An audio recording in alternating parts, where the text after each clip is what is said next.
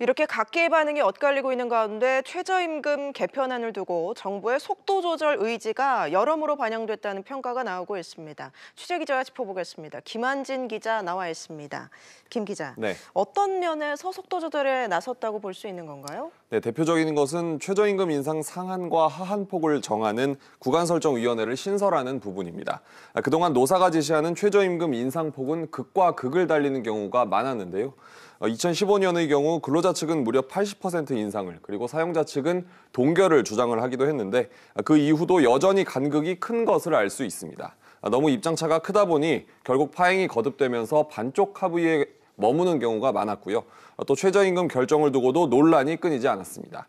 이 같은 상황에서 최저임금 인상폭의 한도가 생기면 지나치게 높은 인상률이 배제되면서 극단적인 입장차는 피할 수 있을 것이라는 것이 정부의 생각입니다. 네, 그런데 여전히 정부의 입김이 작용할 수 있다, 이런 평가도 있는 것 같습니다. 네, 구간설정위원회에는 정부가 추천하는 위원들이 참여를 하게 되는데요.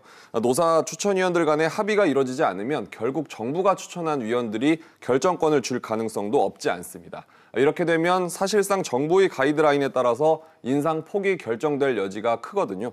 최근 정부 방침이 현재 경제 상황을 고려한다는 것이어서 인상폭이 보수적으로 정해질 가능성도 제기가 되고 있습니다. 네, 최저임금을 결정할 때 이제 여러 가지 요소들이 영향을 미칠 텐데 그 네. 기준도 좀 변화가 생기죠.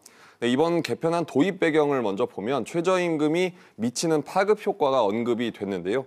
사실 2년 연속으로 최저임금 인상폭이 두 자릿수를 기록을 하면서 소상공인과 자영업자들 사이에서는 속도 조절이 필요하다, 이런 목소리가 커졌었습니다.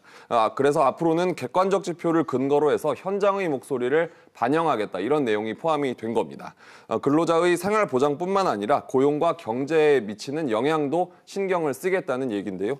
사용자 측에서도 면밀히 보겠다는 것으로 풀이가 됩니다. 하지만 최저임금이 많이 오르길 원하는 근로자와 인건비 부담이 커지지 않길 바라는 사용자, 이 모두를 만족시키기는 쉽지 않은 만큼 논란이 그치지는 않을 것으로 전망됩니다. 알겠습니다. 김 기자 얘기 잘 들었습니다.